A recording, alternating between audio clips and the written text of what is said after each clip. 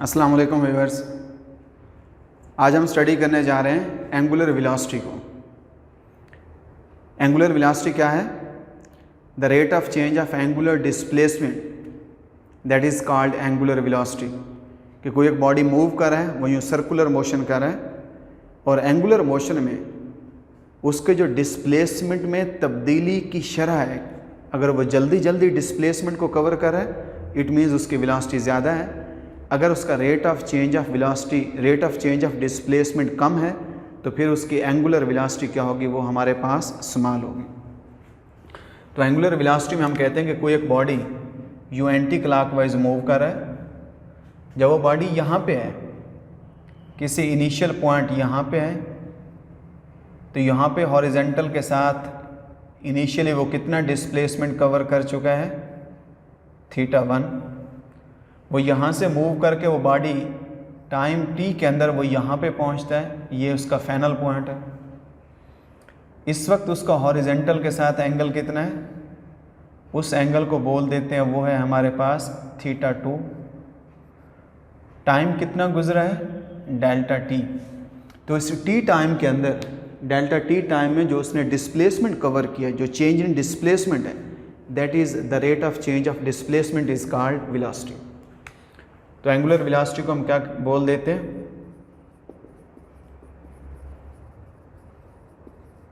Rate of change of angular displacement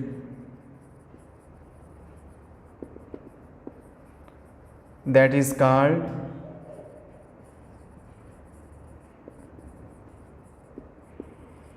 angular velocity, और इसको omega से शो करते हैं।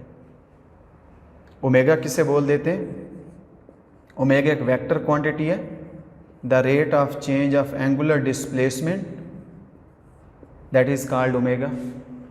Change in displacement divided by change in time. Omega की direction क्या होगी?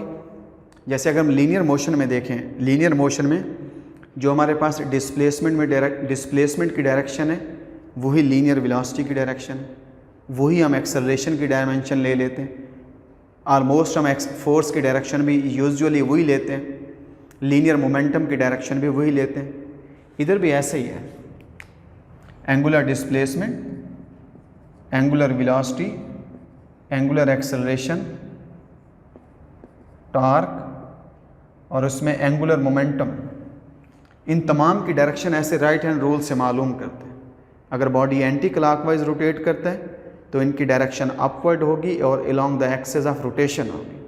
अगर बॉडी यूँ क्लॉकवाइज रोटेट करता है तो इनकी डायरेक्शन डाउनवर्ड होगी और along the axis of rotation होगी। मीन्स तमाम की डायरेक्शन जो है वो along the axis of rotation है। और तमाम की डायरेक्शन को मालूम करने के लिए हम क्या करते हैं? हम राइट हैंड रूल का सहारा लेते हैं। राइट हैंड रूल को यूज़ करते हैं टू फाइंड द डायरेक्शन। अब इसके यूनिट्स क्या आ जाएंगे? अगर मैं इसके ऐसे यूनिट्स को लिखूं, ऐसे unit of angular velocity omega is displacement का यूनिट रेडियन, टाइम का यूनिट सेकंड। अगर हम इसके अदर यूनिट्स को लिखना चाहें, हम रेवोल्यूशन पर सेकंड भी लिख सकते हैं, हम इसके यूनिट्स को डिग्री पर सेकंड भी लिख सकते हैं, लेकिन जो इसके ऐसे यूनिट्स हैं वो रेडियन पर सेकंड। अगर मैं इसकी डायमेंशन को मालूम करूं, angular velocity dimension, angular displacement की डायमेंशन डिवाइडेड बाय टाइम की डायमेंशन। एंगुलर डिस्प्लेसमेंट एक डायमेंशन लेस क्वांटिटी है, उसकी कोई डायमेंशन नहीं है। चेंज इन टाइम की डायमेंशन कैपिटल टी, तो एंगुलर वेलोसिटी की डायमेंशन किसके बराबर आ जाएगी? वो टी इनवर्स की डायमेंशन देगी। एंगुलर डिस्प्लेसमेंट को क्यों लिखा है डायमेंशन लेस है? क्योंकि हम ये कहते हैं displacement is equal to S over R. तो डिस्प्लेसमेंट की डायमेंशन क्या है? एस की डायमेंशन डिवाइडेड बाई आर की डायमेंशन। एस भी डिस्टेंस है, उसकी डायमेंशन एल। रेडियस भी डिस्टेंस है, उसकी डायमेंशन भी एल। ये कट जाएगा।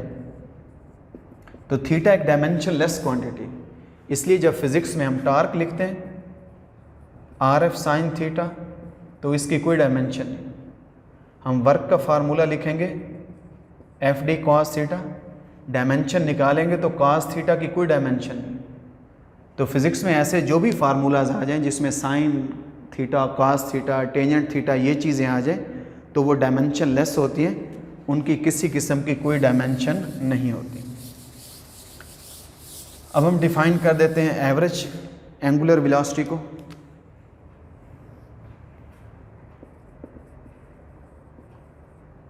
अगर हम एवरेज एंगुलर वेलोसिटी में देखें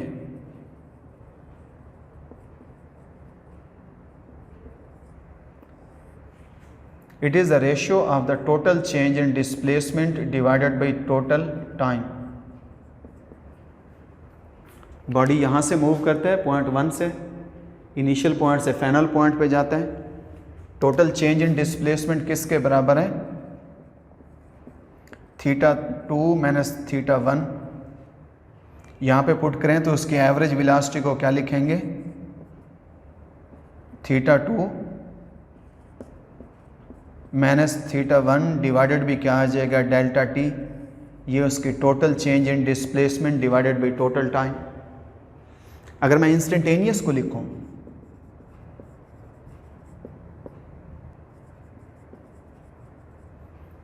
इंस्टेंटेनियस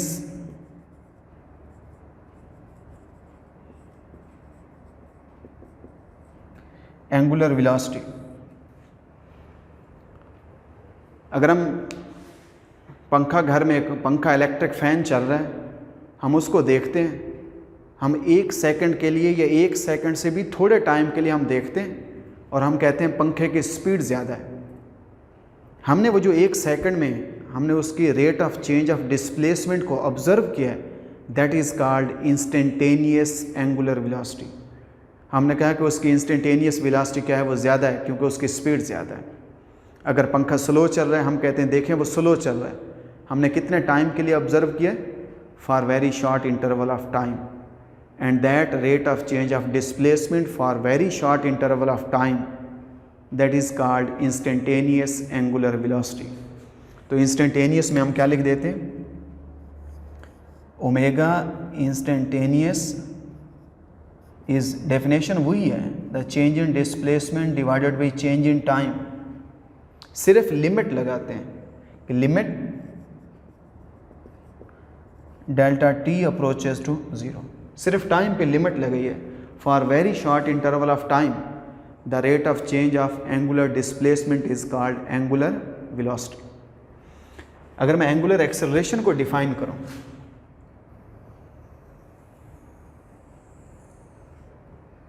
एंगुलर एक्सेलरेशन हम देखें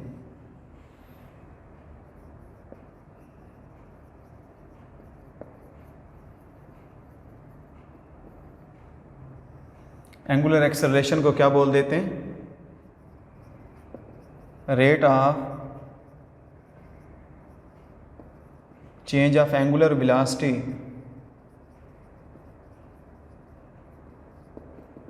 is called angular acceleration.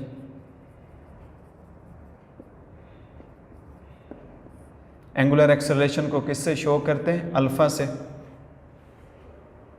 Alpha एक वेक्टर क्वांटिटी है, डायरेक्शन वही हम राइट हैंड रूल से मालूम करते हैं। इसको क्या डिफाइन करेंगे? The change in angular velocity divided by change in time. अब हम कहते हैं जब बॉडी यहाँ पे था उसकी वेलोसिटी कितनी थी? ओमेगा आई। जैसे पंखा बंद पड़ा है, हम उसका बटन ऑन करते हैं, ऐसा ऐसा वो स्पीड अप होता है। जब वो ऐसा ऐसा स्पीड अप हो रहा है, फिर हम कहते हैं पंखे की एंगुलर वेलोसिटी इंक्रीज़ कर रही है। जब एंगुलर वेलोसिटी उसकी इंक्रीज़ करेगी, then angular acceleration is taken as positive. जब उसकी एंगुलर वेलोसिटी डिक्रीज़ करेगी, then angular acceleration is taken as negative. जैसे हम लीनियर एक्सेलरेशन में लेते हैं, हम कहते हैं इस पॉइंट पे उसकी इनिशियल वेलोसिटी ओमेगा आई है, बॉडी यहाँ से यहाँ पे पहुँचता है, इस पॉइंट पे उसकी एंगुलर वेलोसिटी क्या है? वो हमारे पास omega F.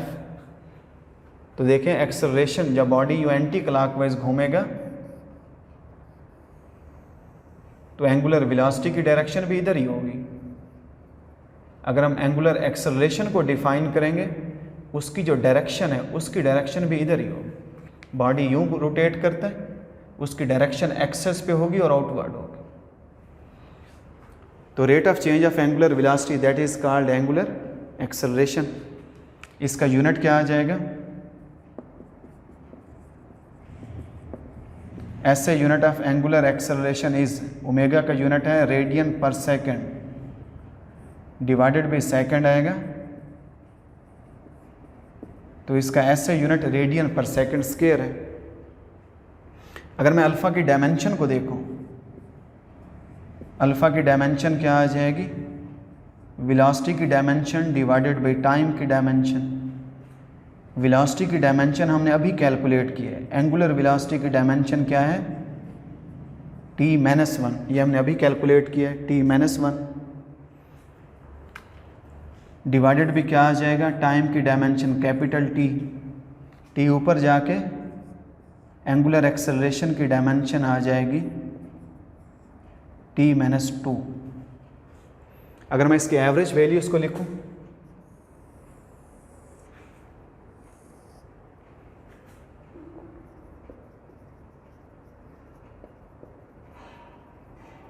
Average angular acceleration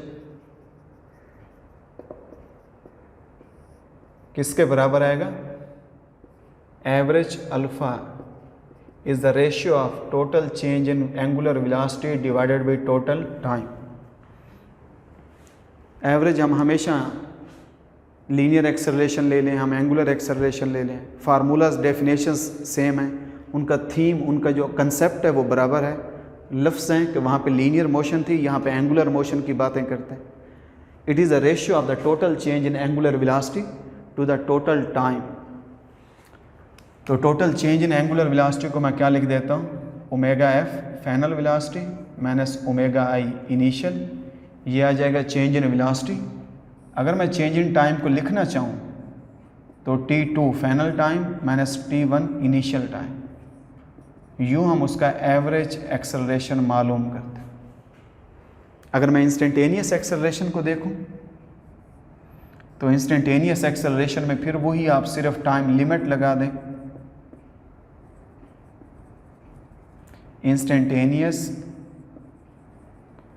angular acceleration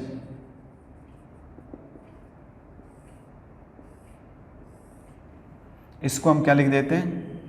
the rate of change of angular velocity, the rate of change of angular velocity for very short interval of time.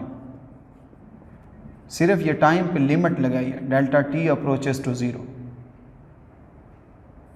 Delta T approaches to zero, that is called alpha instantaneous. तो instantaneous acceleration को क्या define किया है? The rate of change of angular velocity for very short interval of time such that the time approaches to zero, that is called instantaneous angular acceleration. तो आज के lecture में हमने किस चीज़ को स्टडी किया है? हमने एंगुलर मोशन के, सर्कुलर मोशन के हमने दो मेन उसके पैरामीटर्स को हमने स्टडी किया है। एंगुलर डिस्प्लेसमेंट के बाद एंगुलर वेलोसिटी, हमने एंगुलर वेलोसिटी को देखा है, हमने उसकी इंस्टेंटेनियस वैल्यूज़ को देखा है, हमने उसकी एवरेज वैल्यू को देखा है और हमने उसकी डायरेक्शन को देखा है। इसी तरीके से हमने एंगुलर एक्सेलरेशन को देखा है। जैसे एंगुलर एक्सेलरेशन के लिए अगर मैं यूँ लिखूँ, जैसे न्यूटन सेकंड लॉ में कहते हैं कि acceleration directly depends upon force, ये न्यूटन सेकंड लॉ है। Newton second law for linear motion है। अगर मैं एंगुलर मोशन में लिखूं देन मैं कहता हूँ angular acceleration alpha that directly depends upon torque. Force determines the linear acceleration whereas torque determines the angular acceleration. जितना उस बॉडी पे टार्क ज़्यादा होगा उतना उसका जो एंगुलर एक्सेलरेशन है ज़्यादा होगा, उतनी उसकी rate of change of angular velocity हमारे पास वो ज़्यादा हो। एंगुलर मोशन की ये बुनियादी बातें हैं। आप ये चीज़ें अगर क्लियर कर लेते हैं, आपको ये चीज़ें सारी क्लियर हो जाती हैं, तो फिर लाजमी बात है कि आपको जो एंगुलर मोशन है उसको थोड़ा एडवांस लेवल पे पढ़ना आपके लिए वो आसान होगा। आप इसको स्टडी करें। अगर कहीं आपको कोई प्रॉब्लम होता है तो आप कमेंट्स करें, मैं आपके साथ हूँ। आपको पॉजिटिवली फीडबैक देने के लिए पॉजिटिवली आपको रिप्लाई किया जाएगा। Thank you so much.